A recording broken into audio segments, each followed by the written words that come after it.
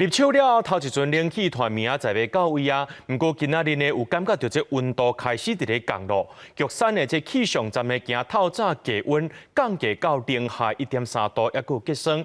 气象署表示讲，明仔载这冷气团落南，北台湾愈暗愈寒。预估这拜四暗到拜六透早平地早暗呢，上低温度可能是无到10度。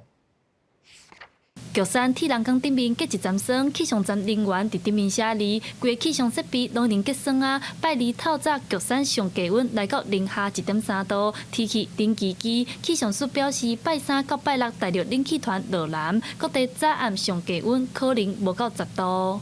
北台湾这边可能就会来到10度，甚至有10度以下局部的低温出现。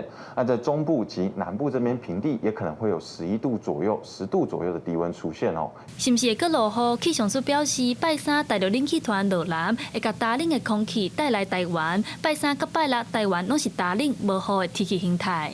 这个明天一直到周六，普遍都是晴到多云，比较晴朗稳定的天气形态。